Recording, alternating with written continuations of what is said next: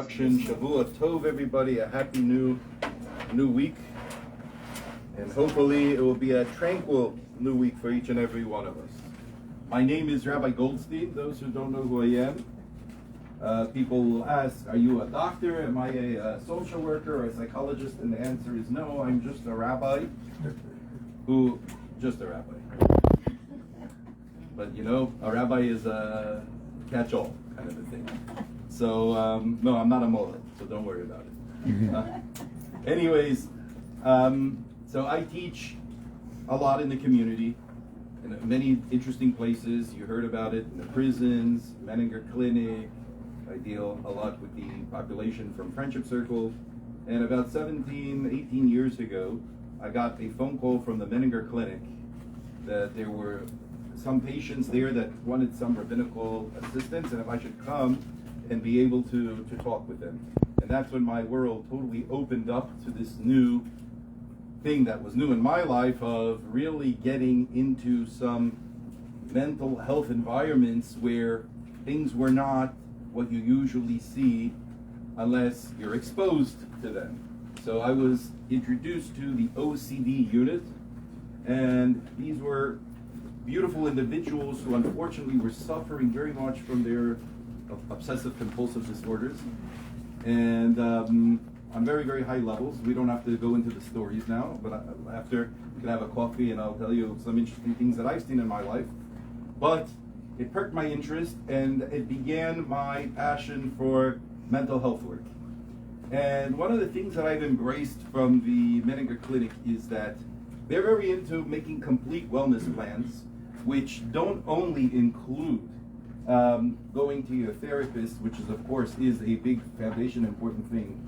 For some people that also includes taking daily medicine, but as well there needs to be a spiritual component in the total wellness plan. And that's what really brought it into me, it brought into my heart. And I said, you know what, I'd love to be a provider.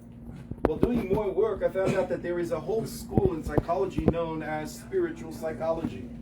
And it's something that very much resonates with me. And so therefore, a couple of years ago, there's some places here. A couple of years ago, I joined forces with an organization in New York called the Jewish Wellness Institute through the JLI, the Jewish Learning Institute. And I've been teaching some of their curriculums. I taught their curriculum here at the Kehila High. And this year we're going to be doing a mental health day in the Barron Academy. And I've given lectures such as this lecture here. So today's class actually comes from their curriculum. It's called The Joy of Tranquility. And today we're going to try to leave this room feeling a little bit more tranquil than usual. And as much work as I'm able to do is to give you some tools that you could bring into your own day-to-day lives. And hopefully it will help you with your personal tranquility.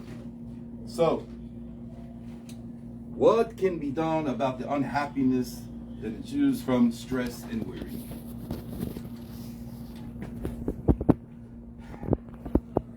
This curriculum was written a couple of years ago, and when I was sitting and preparing the curriculum, I said, you know, we have a whole new chapter in our lives that began this year on October the 7th.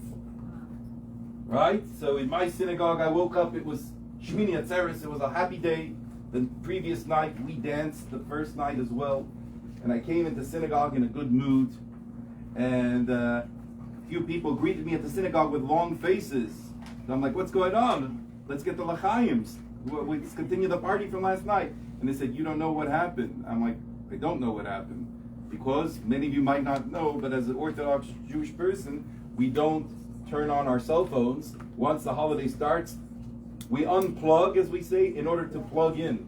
So we unplugged, and my reality was the world of Simchas Torah and Shmini Atzeres. I didn't know really anything else. And so I asked one of the people, well, but the Astros didn't play last night. Why are you in such a bad mood? So he said, no, it's really bad, Rabbi. And I said, what could be so bad? He said, Israel's at war. So I said, but we're always at war. And they said, no, Rabbi, listen to what we're telling you. It was bad. And they started telling me, and I became extremely anxious. Because my eldest daughter, Sima, who's 26 years old, left to Israel a week before to go to social work school through Wurzweiler. She's in an Israel program for the year, and these people in the shul are telling me they're shooting missiles here, there, in Israel, and their terrorists are running all over the place. And I was like, oy vey, what am I going to do? I can't use a telephone. I can't do this. So I was very nervous. I was a little bit of a nervous wreck. But all of a sudden I had one of those aha moments, which was, here's a mitzvah that says to serve God with joy and all that. To serve God with joy when things are all hunky-dory is not a big deal, right? There's a Yiddish word, kunz. The whole smart thing here would be, how do I serve God with joy when the chips are down? You also have to serve God with joy. You always have to serve God with joy, even when things are not so joyous. So I really pulled into my internal, we'll call it reservoir of spirituality, and worked really hard to silence the anxious thoughts that were in my head, and also knowing that I'm the rabbi of my congregation and people are relying on me, I became like a pillar, a source of strength to everybody, and we ended up having a very tremendous, happy Simchas Torah, because what I told the congregation was, you know what, Simchas Torah tonight is going to be totally different. We are going to fight this war by being happy. It's a spiritual war, not just a physical war, and the harder that we dance, the better it will be for us. And so that was the theme in my synagogue and how I dealt with it. Just as thank God I have some people that come to my congregation that are known as what we call B'nai Noach. And so one of the children of the B'nai Noach, they are non-Jewish people who accept the 7 Noahide laws. And so one of their children came to the synagogue with his cell phone, and he showed me that my daughter texted him to say that she's all right and not to worry. So, thank God. And she's still doing well, Baruch Hashem. Thank God. Okay. So now the question to us is, here is October the 7th, as I overheard somebody here in the front row say, oh, you hear the news every single day and all that, what's going on? How do I have tranquility? I'm adding words to what she was saying, but I kind of understood where she was going. How do I have tranquility in such an era where there is so much information out there and anti-Semitism is flying up, and what am I going to do with myself? So today's class hopefully will be able to learn some techniques and see what the Jewish sages of yesteryear said, because obviously they are very wise and they foresaw not only difficulties in their times, but all times going forward. So before we do the next slide, on your papers that you have, and this is something you can do quickly to yourself, it says, over the past 2 weeks, how often have you experienced each of the following? So make your little checklist to yourself, give yourself a few moments to do this, and we're going to pick up. So I don't have any extra papers, but I'll tell you, you can make a mental note. Okay. The first one is not being able to stop or control worry. Was it not at all? Was it several days? Was it over half the days the last 2 weeks, or nearly every day the last 2 weeks? The second thing would be worrying too much about different things. So not at all. That means you're very chilled. Nothing phases you like that. Several days you were worrying. Over half the days of the last 2 weeks, or nearly every day. The third thing is having trouble relaxing. Did you have trouble relaxing at all? Were there several days that you couldn't relax? Were there half the days, which is 1 week, you couldn't relax? Or almost 2 weeks you couldn't relax? And the fourth thing would be feeling afraid as if something awful might happen. So not at all, several days, half the days, or nearly every day. Got it? Did you make your checks in your mind? Yeah. Okay. To check something, and if you're nearly every day, don't worry. We're going to try to make it less frequent. If it's not every day, mazel tov. Next year we're going to have you come up here and present how it works for you.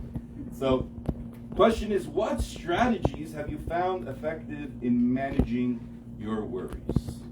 Okay. So I'm going to take 1 or 2 volunteers, whoever wants to open up. This is a safe zone. I promise you, we're all brothers and sisters in here. Would anyone like to tell us one strategy perhaps that they found effective in managing their worries? Yes, Nan. Being grateful for all the good things in my life. So she says, being grateful, practicing gratitude. So just to throw that in, last year I gave a lecture about daily gratitude. So practicing daily gratitude is something that does help people manage their worries. Anybody else? Yes, in the back. I have 2 strategies. Yes. It's worrying me a lot. The first thing I do is walk. I walk. The slower I walk, the better I feel, because I start out really fast. Okay. And then by the end of the day, I can sleep well. And once I walk, and once I've slept, then I can deal with what I feel in my life. So walk is the first one. What was the second one? Sleep. Sleep. Oh. Okay, last one, and then we'll go forward. My daily prayer with Hashem, as I wake up in the mornings and do my daily prayers and stuff, the morning and the day, through all the day goes wonderfully. Okay, great. So we have some wonderful examples here that people use, and it really, I guess, if you wouldn't give us the examples, I mean, that means it wasn't working for you. But the fact that you shared with us tells me that it's giving you a little bit of calmness in your day-to-day life. Okay, we're going to go into one of the statements of our sages from the Talmud, and you're reading, it tells you there's a verse from Proverbs that says the following. In Hebrew it says, Da'aga belev ish yashchena. I started on the last word because the Talmud says it depends how you read it. So, first of all, let me give you a oral Jewish law class 101. In Jewish law, in the Talmud, we like to split hairs. That's what people call it. So we look at a word, and remember that in the days of the Talmud, there were no books with the vowels already printed. So a lot of times in the Talmud, you can have a word and a vowel just moving. Let me give you an example, and it's going to come up right now. So you know the letter shin in Hebrew, right? Y'all know the letter shin? Yes. Right. So you know the letter sin? What's the difference between the shin and the sin? Just the dot. The dot is here is a shin. Oh, you're backwards. Here is a shin, and here is a sin, right? So if the word is written with a shin, but without a dot, you could read it yashchena. But if you read it the other way, it could become yaschena. What are the difference between those two things? So let's read that reading. It's written, if there is worry in a man's heart, that's a daiga as we call it, you should minimize it. Right? That's what the word yashchena means, to minimize it. Now, if I move the shin to a sin, it becomes yasichena. So what does that mean? So our sages interpret this in 2 ways. One way a person can deal with their worries is, number 1, they should take their mind off of it. Yashchena. Put it out of your mind. Put that thought out of your mind. Or, the other thing a person can do is, yasichena, which means to talk about it. Right? He should relate it to another person. So, I am a Chabad rabbi, a Hasidic Jew, who has a lot of rebbes that we look up to. So one of the rebbes of the previous generation, his name was the Tzemach Tzedek, said about the following thing. The Tzemach Tzedek commented that others refer to people who are only physically separate from the speaker, but are united with him in spirit, sensitive to his concerns. Meaning, who are you going to share the information with? Not just somebody who's another person, but somebody who's connected to you. The purpose, or the bottom line in this statement is there needs to be connection between you and the person that you're sharing your information with. Right? And this way, many people who know about psychology, or you have a therapist, you know that a sympathetic listener, somebody who really listens to what you're saying, really, when you're pouring out your heart, alleviates some of or a lot of the angst that you have. But if a person is disconnected and not really, doesn't have that chemistry, if you will, with you, you don't feel good about spilling out all your information to them. You don't feel validated, per se. So this was a writing that the Rebbe put in a little book called the Hayom Yom, a daily thought, that is a very, very interesting thing. Now, you can follow along and read to yourselves. I'll give you a moment, this little story of the faithful shepherd, and then we'll reconvene in just like a minute over here.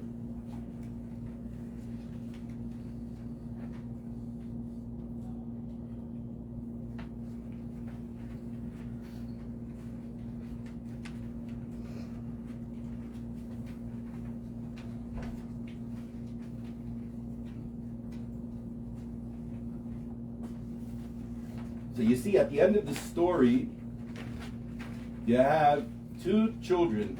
One actually ends up becoming a grand rabbi, a rebbe as we call it, and the other becomes a big rabbi. And they were playing rebbe and chassid with one another. So it was very clear which one should be rebbe.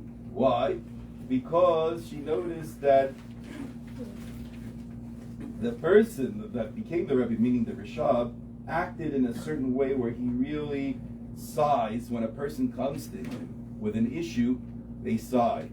The other brother just said, "Oh, here's your cure. This is what you need to do," which is not a problem, but what does it show? It showed he didn't really put himself in the other person's shoes to the extent that he felt the other person's pain. So this is what it's talking about, a story to bring out. Yasechena, you should bring it out with a person who's very sympathetic and compassionate and really can put themselves in your shoes when you're sharing with them. All right.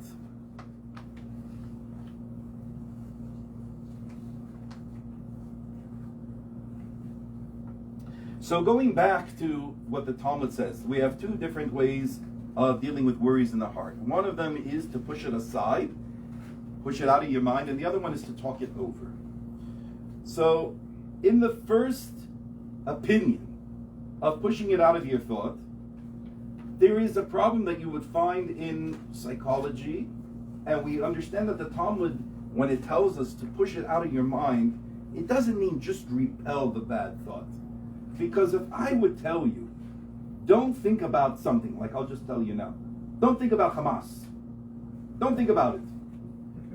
You know what you're going to think about? Hamas. Again and again and again. But I told you don't think about it. But you're thinking about it.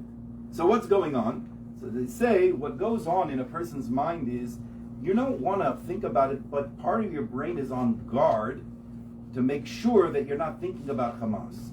But that part of your brain that's on guard, that's looking out for Hamas, is constantly bringing to the forefront, watch out for the Hamas, watch out for the Hamas, watch out for the Hamas, and it's going in circles. And as we say in Yiddish, you're going to make yourself absolutely meshugget.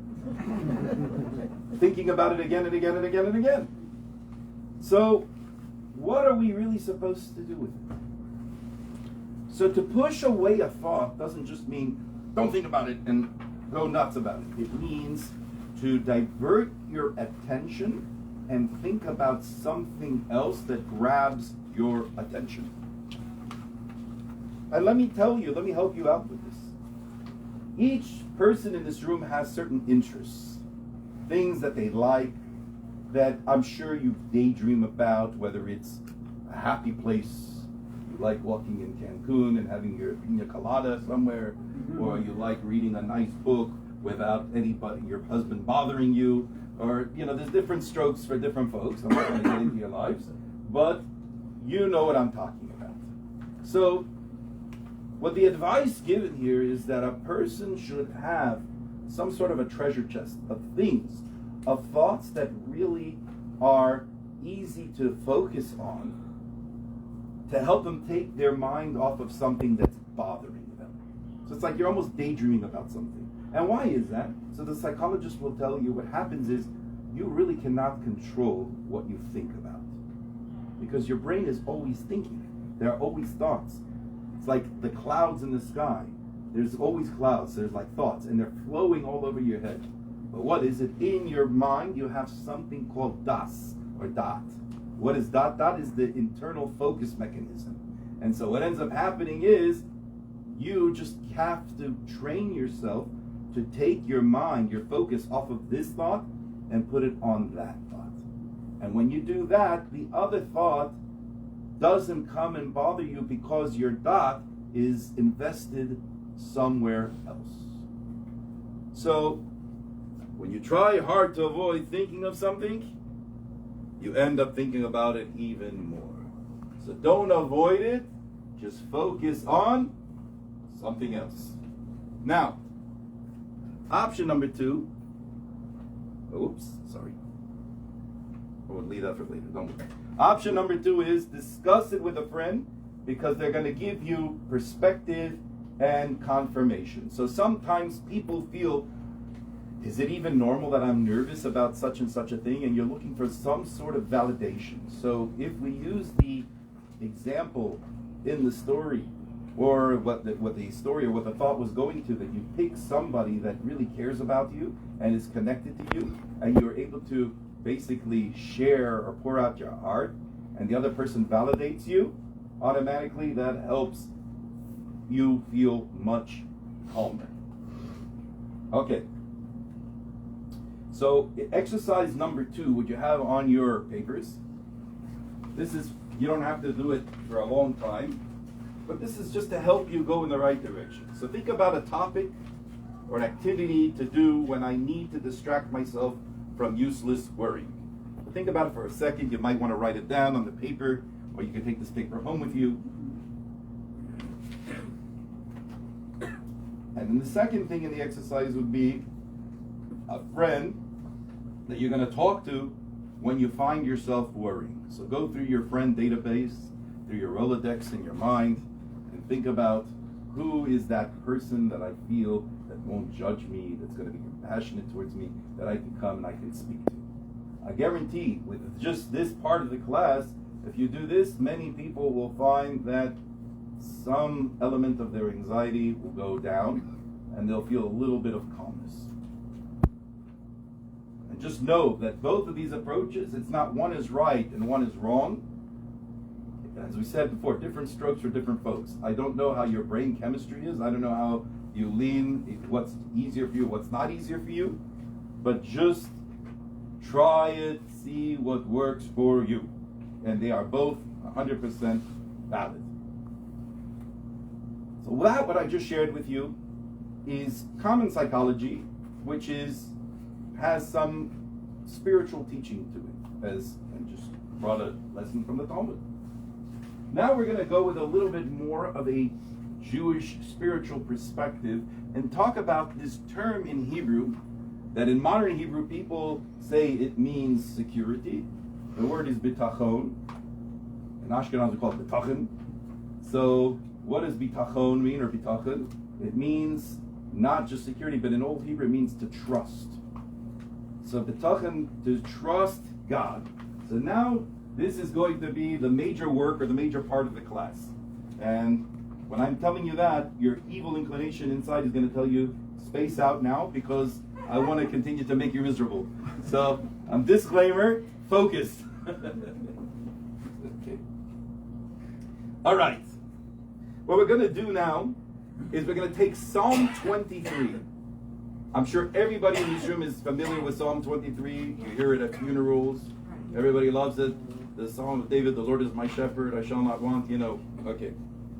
So what we're going to do is we're going to do a lesson, or a meditation of sorts, with Psalm 23. Psalm 23, according to the Orthodox tradition, was written by King David himself, Mizmor LeDavid, a song by King David. And King David in this psalm is calling God his shepherd. Many of you who have studied Tanakh know the background of King David. King David, as a child, or as a youth, was also a shepherd.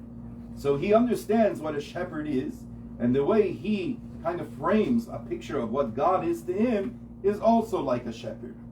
So what did it mean for King David to be a shepherd? So the Medrash tells us that King David was a very brilliant shepherd. What he would do was, he would take the little baby animals and put them out first to graze in the grass. Because if you have a field, a pasture full of grass, the little babies their teeth aren't strong. Yeah, it all works for animals just like human beings. And they should go first. And then after they would graze, he would put them away. Then he would put the old ones out. Because the old ones also have problems with their teeth. They're getting older, it's harder for them to chew, and they would get the second selection, if you will, of the field. Then King David would put away those, and then he would put out the regular animals. And the irregular animals were getting the leftovers. But guess what? It didn't make a difference for them. Why? Because they were strong and they were happy with those not necessarily grade A grass. Be careful what we say, it's not legal here. Grade A, whatever you want to call it, from the ground, right? So King David was systematically giving every single animal exactly what it needed. So take that image and understand God in the same way. God is also a faithful shepherd to us. He gives each and every person exactly what they need. And guess what? If you don't have it, from our understanding, it means that you don't need it. But if you have it, it means that you need it. Okay? So just this is a kind of a thought to have as we're about to delve deeper into Psalm 23.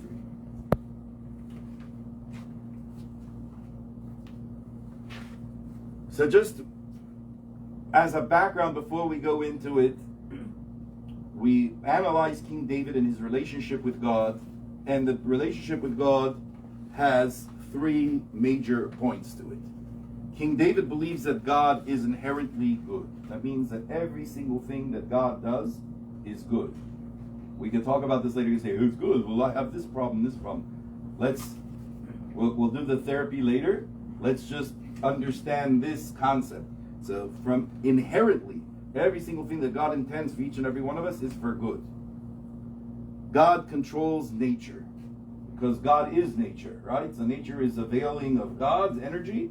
And so therefore, if nature acts this way or that way, God is very much involved in it. It's because he is controlling it. And number three, just like King David cared for his animals, not that we're animals, but we are God's creations, and God cares for each and every one of us, and he gives each one of us our needs that we need. So with that in mind, let's look at Psalm 23. You have it there in your readings. Just to tell you how this is going to work. The verse from the psalm is black. It's bolded. The next thing within each little sentence that it's not bolded is just a meditation thought, something that you can ponder on to help you understand exactly what King David is saying. So let's look at the first reading, or the first verse. So it says, a psalm by David, right? The Lord is my shepherd, I shall lack nothing. What does that mean? So let's look at what it says over here. I am guided and protected all times by God, who cares for me as a shepherd, cares for his flock. Due to his love and benevolence, I should never worry that I will be left alone and lack something that I need. I've done this in Menninger with some of my clients before, because some people don't have what we call a personal relationship with God. They look at God as some scary thing, an angry God sometimes perhaps. Some people look at God like George Burns. Hope not. Or Jim Carrey, whatever. But what I want you to do is like this. So it's hard sometimes for people like this God thing, and the rabbis talk about it. But let's personalize God. Even though that God is more than that personalization, let's try to come up with a picture of a caring God. So sometimes I tell people, do you love your grandparents? Did you have like a grandfather or a grandmother who was like really caring for you? So I tell them, think about that grandparent for a moment until you get the warm, fuzzy feeling in your heart, knowing that I'm going to go to Saba or Sata's house, and they're going to take care of me, and they're going to make nice to me, and if I have a little boo-boo, they're going to kiss me, they're going to give me all the attention that I need, because they have such unconditional love for me. So I say, so when you think about that for a while, you arouse certain feelings within your heart. So get that going, and then pause it once you have that warm feeling, and understand that Your grandparents also had a parent that's the same parent as your parent, and that love that they transmitted to you comes on a much higher level that we can work on ourselves to feel that feeling, and that's God Almighty. God is not your grandparent. God is above your grandparent, but at least connect to what warm feelings and somebody caring for you looks like. And then you could understand that God is that person, or that thing. I don't call that person. Number 2. So the verse continues in the Tehillim, and it says, He lays me down in green pastures. He leads me beside still waters. So, how does that look? My relationship with Hashem, with God, allows me to experience calmness and relaxation. At times, I will be able to sleep calmly. Where's my friend who sleeps? Somebody in the back said that to relax, she sleeps. That's in the back. Okay. As if I'm taking a nap on the grass in a park or on a beautiful spring day. Remember, because He lies me down in green pastures. He takes care of everything. You know that feeling when you go and you take a nap and nothing bothers you? Not even your kids, because your wife are taking care of the kids and you're just like chilling out, you know. Other times I will sense a feeling of tranquility, like someone sitting by the lake and enjoying the calmness of nature. Right? Like that happy place of Cancun or Lake Texoma or Conroe or whatever. You know, just go there for a second. It already makes me feel much calmer. Okay. The next verse says, He revives my soul. He directs me in paths of righteousness for the sake of His name. So what does that mean, He revives your soul? Despite the difficulties life may bring, each day I wake up feeling renewed with optimism to face and overcome every obstacle. God wants me to succeed and opens up opportunities for me to make good choices, enabling me to follow my conscience by doing what is right and meaningful. Some of us may not feel that way if you are going through a really difficult time. But one thing you know is like this. The first second that you wake up in the morning, just think to yourself, it's a new day. God gave me back my soul. New opportunities. And plug into that. So He revives your soul. And it's all going to be good. Number 4. Here's a good one. Though I walk in the valley of the shadow of death, I will fear no evil, for you are with me. Your rod and your staff, they will comfort me. King David wasn't delusional. He knew that life is not always going to be hunky-dory. Things are just going to be wonderful. He knows that there are going to be times that even though you may be in where? In the valley of the shadow of death. The valley of the shadow of death, does that sound like Cancun? Sounds like being in the middle of the Gaza Strip for some people. It's a very scary situation. So what does that mean? Sometimes I can be in such a situation. But guess what? If I'm cognizant and realize that there is a shepherd who's looking out for me, what does that do to the shadow of death? Does it make you feel cared for? It depends. If you've developed this level of trust in God, you will feel very secure. Doesn't mean that feeling secure means that you have to be in a perfect utopian environment. So even if I face adversity, I can turn towards my shepherd, who will hold me and ensure that He is with me at all times. Although I may face emotional enemies, what does He do? I'm still anointed with oil, meaning that God will still protect you, even through the bumpy rides. Number 5, you will prepare a table for me before my enemies. You have anointed my head with oil. My cup is full. So although at times my thoughts may be painful, you have opened up other possibilities that life may improve for me. You have given me unlimited opportunities to experience spirituality and positivity in this world. Meaning, we're not always going to be damned, as we say. We're not always going to be in a very negative situation. God will provide positive experiences there for you as well to develop your spirituality and in general your experiences in the world. Number 6, only goodness and kindness shall follow me all the days of my life, and I shall dwell in the house of the Lord for many long years. So what do we think about there? There is ample goodness in the world, and goodness is pursuing me at all times. Right? Guys, there is Hamas, there is evil, there is darkness. I don't see any darkness in this room.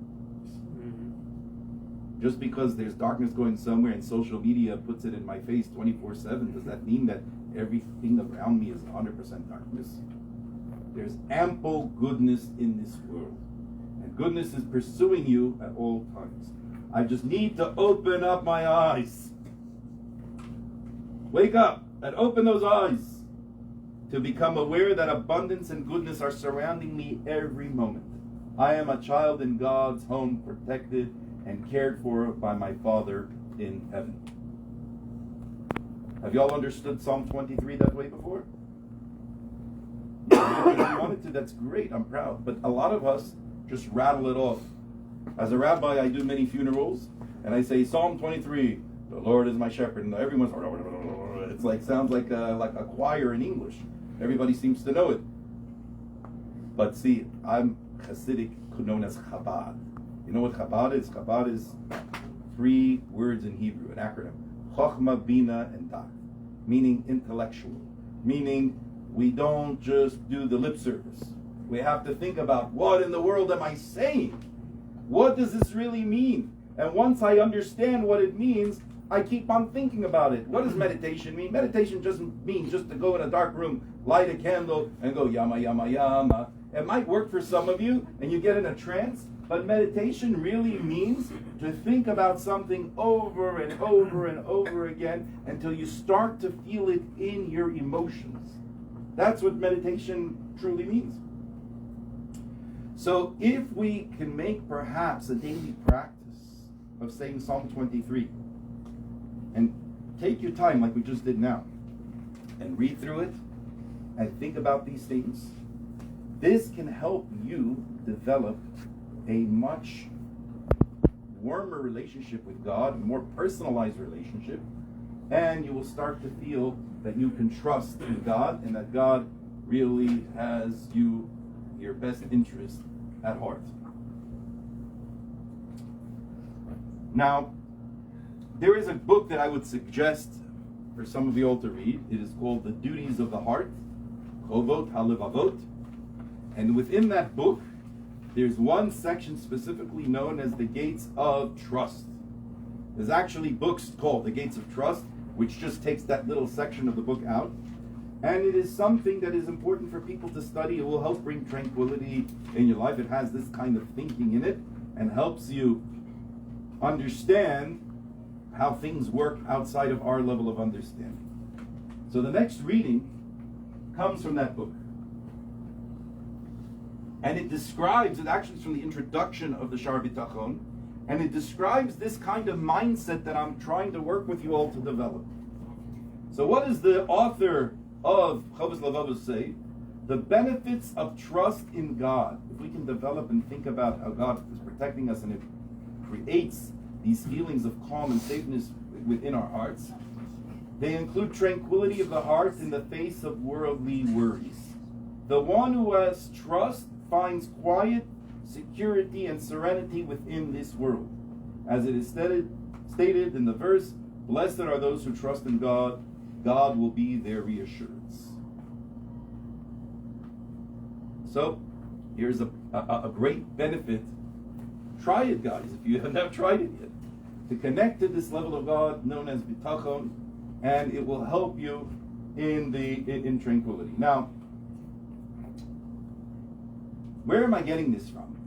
A rabbi didn't develop this school of thought, but there's actually, you should know, we had in here last year, there is a Jewish psychologist who, a very big doctor, who heads the School of Spiritual Psychology in Harvard, and his name is David Rosemarin.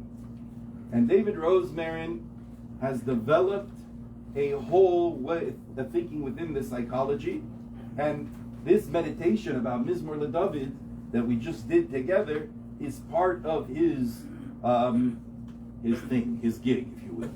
So we're going to see a little video in just a moment talking about a study that he did with 3 groups of people. But before we get to that study, exercise 5A all the way through 5D are the exercises that he developed with the clients that he was trying to develop this trust of God with, that they should increase their trust of God. So I'll give you a few moments to read it to yourself from 5A to 5D.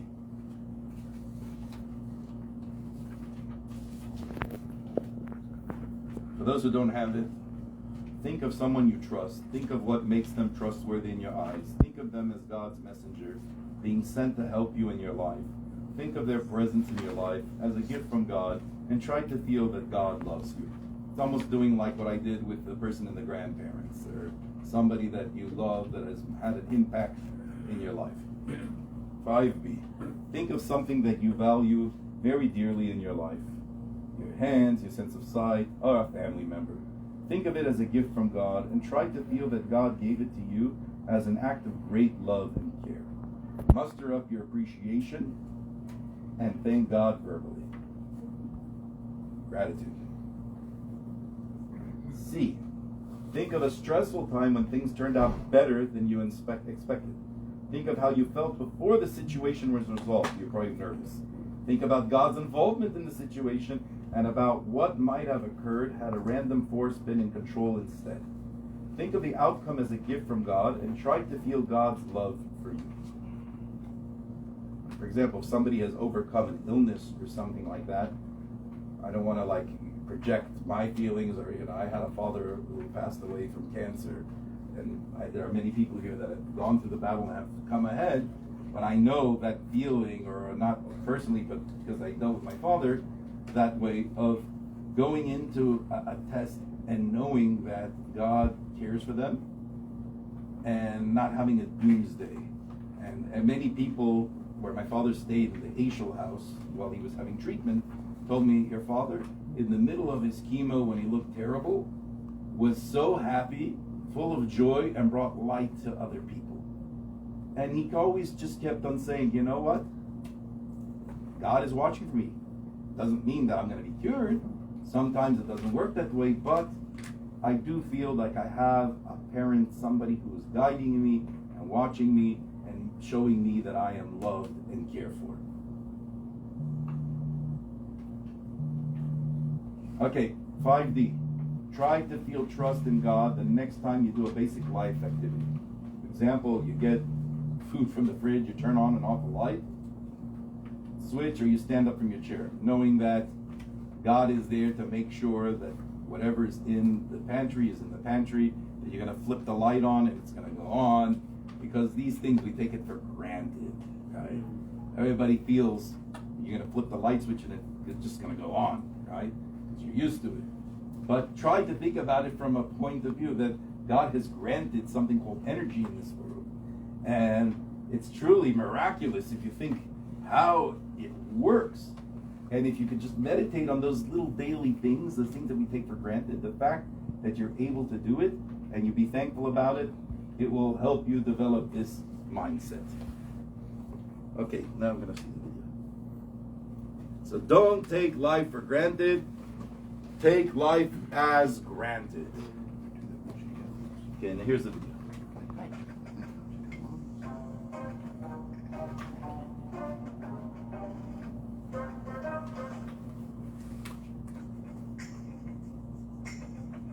Can money buy happiness?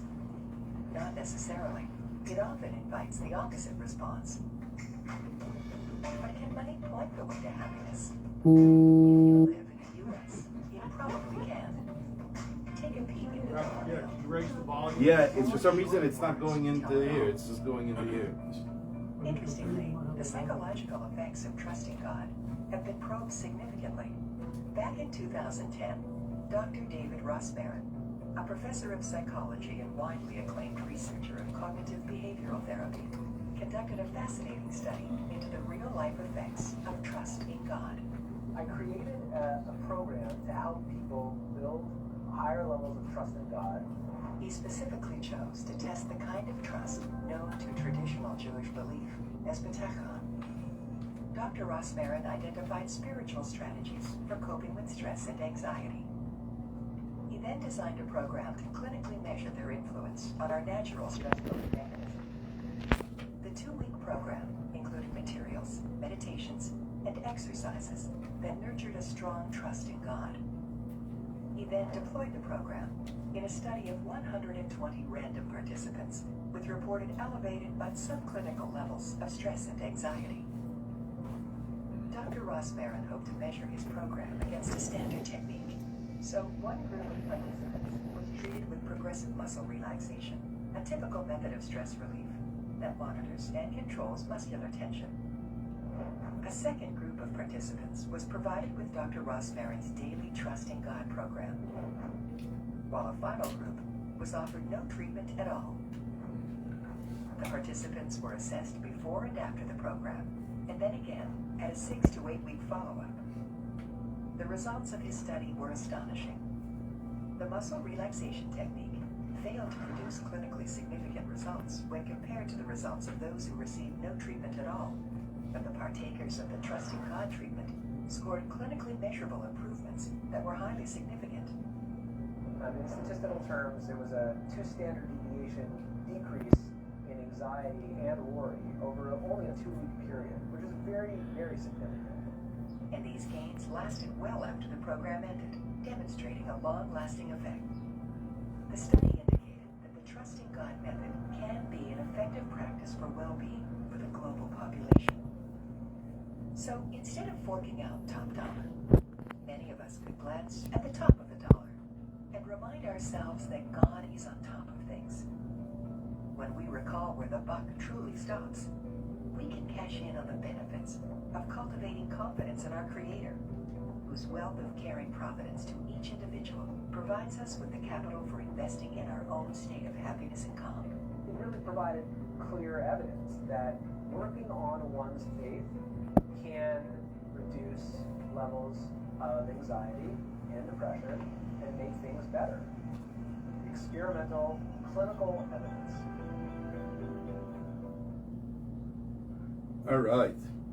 So there you have it from a scientific rabbi perspective as well. Just another thing which I didn't include in my source sheet, but I picked up a certain source on Friday. It might be helpful to some of you. So many of you have heard of the Breslov Rebbe, the grandson of the Baal Shem Tov, the rabbi in Uman that everybody goes there for Rosh Hashanah. So he once wrote a very little lesson, but something that was very impactful for many people, which is,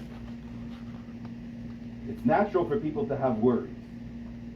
But what's the great way or a constructive way of dealing with the worry, is that you should make a daily appointment with God and talk out your worries with God directly.